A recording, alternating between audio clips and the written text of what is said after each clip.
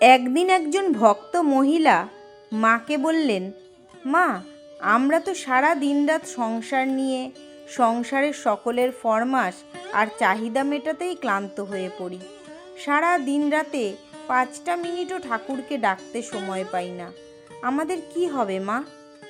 আমাদের ওপর কি তার দয়া হবে না?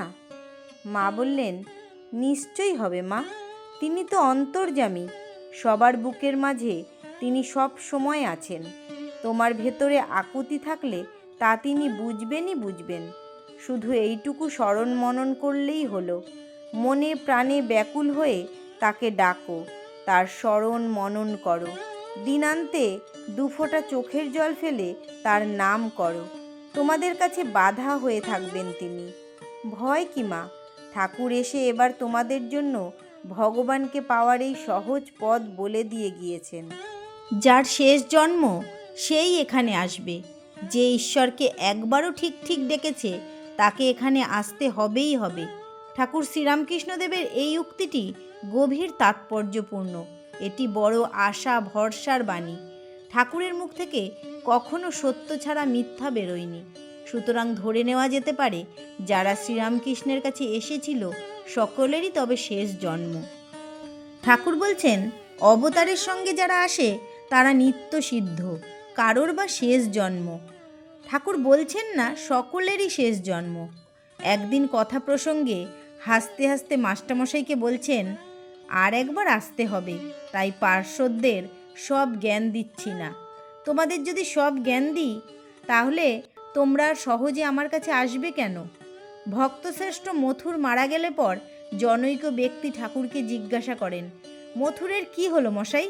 তাকে নিশ্চয়ই বোধহয় আর জন্মগ্রহণ করতে হবে না।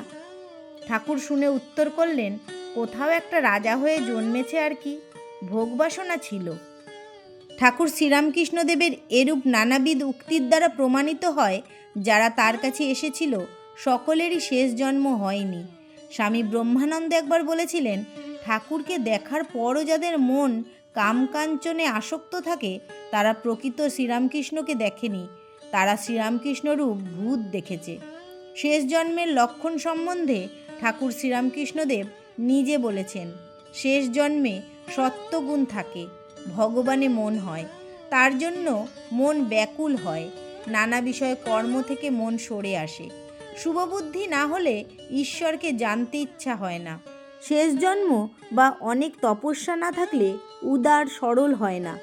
ভগবানের কথায় যার গা রোমাঞ্চ হয়ে ওঠে ও চোখে জল পড়ে, সেইটা তার শেষ জন্ম বুঝতে হবে। ঠাকুর কথার ছলে বারবার বলে গেছেন ভগবানকে পাওয়ার সহজ পথ। শুধু একটাই পথ, কামিনী কাঞ্চন ত্যাগ করে নানা বিষয়কর্ম থেকে মন সরিয়ে নিয়ে ব্যাকুল হয়ে তাকে ডাকতে হবে। আজ এই পর্যন্তই। সবাই ভালো থাকবেন, সুস্থ থাকবেন, ঠাকুর ও মাকে ধরে মহানন্দে থাকবেন। জয় ঠাকুর, জয় মা।